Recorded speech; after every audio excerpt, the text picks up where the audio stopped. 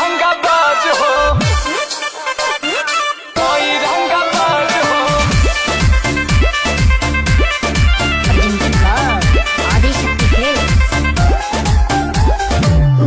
दही सोनावा के सेट चाहिए और पटना में दूध गो फ्लैट चाहिए।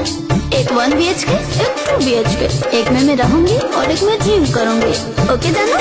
भगद दही सोनावा के सेट चाहिए, पटना में दूध गो फ्लैट चाहिए।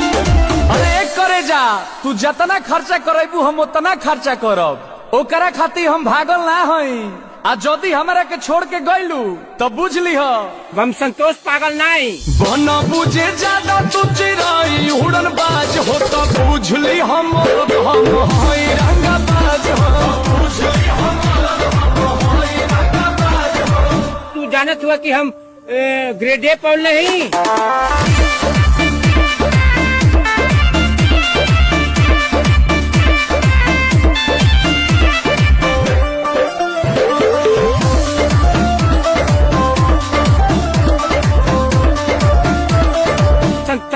संतोष पागल नहीं। पहला बच्चोर हीरो जाना के खर्चा जितना हमसे करही बेरे, तोरा से बेसी हम ले ले बानी शिक्षा, पीछा छोड़ा नहीं पई बेरे।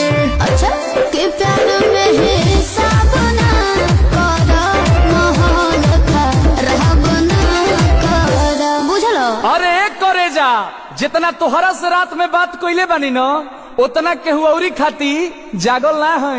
लेकिन जदि तू हमार दिल तुरलू तो बुझ लीह हम संतोष पागल नहीं। बना बुझे ज्यादा तू चिराई उड़न बाज हो तो बुझ ली हम हई रंगाबाज हो।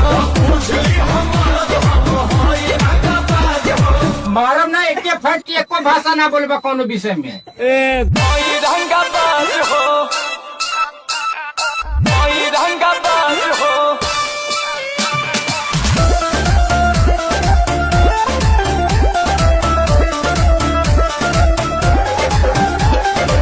सब लेके प्यारी गदारी जे करबू, अंकुश के देखबू पहदर हो।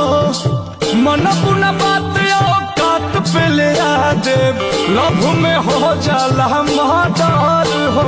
मारम ना एक फट में लगवा लो। कि लागू झूठे इंग्लिश पढ़बा हो, कहीं के कुछ ना खड़बा हो। हवा बनाओ तारा। अरे एक करे जा, हम बरसी ना खाली गरजे वाला बादल ना हई। आ जदि हमरा के छोड़ के गइलू तो बुझ लीह हम संतोष पागल नहीं। बन बुझे ज्यादा तू चिराई उड़न बाज हो तो बुझ ली हम हई रंगाबाज हो। बुझ ली हम हई रंगाबाज हो। तू जानत हुआ कि हम ग्रेड ए पढ़ नहीं, पोल नियर खड़ा हो जेबे।